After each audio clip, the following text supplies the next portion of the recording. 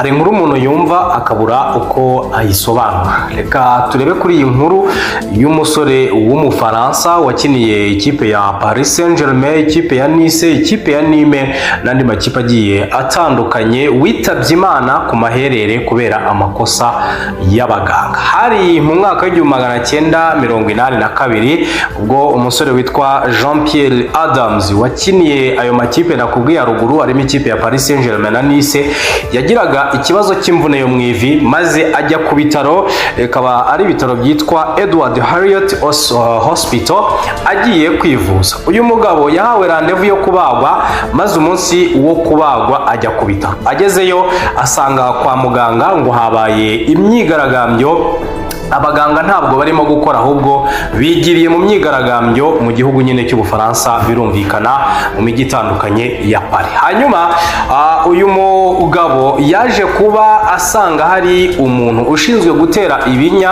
ndetse n'umustajeri. Abangaba rero nibo barangije ubuzima bwe.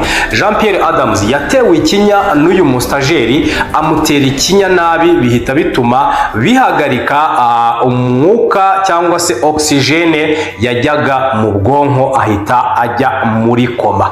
Uyu mugabo yamaze imyaka 39 ari muri koma kugeza muri 2021 ubwo yitabaga Imana.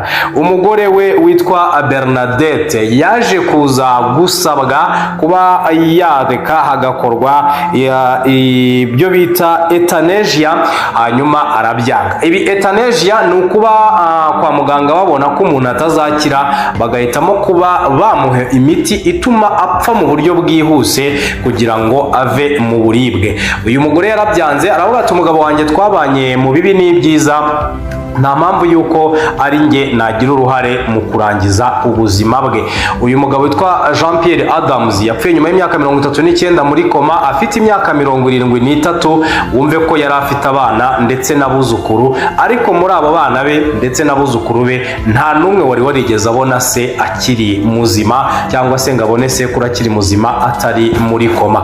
Umuganga utera ikinya ndetse n'uyu mustajeri bakatiwe ukwezi kumwe konyine gusubitse, ndetse bacibwa n'amande y'amayero atageze no ku gihumbi, ko yari 815. Hanyuma urubanza rurangira gutyo.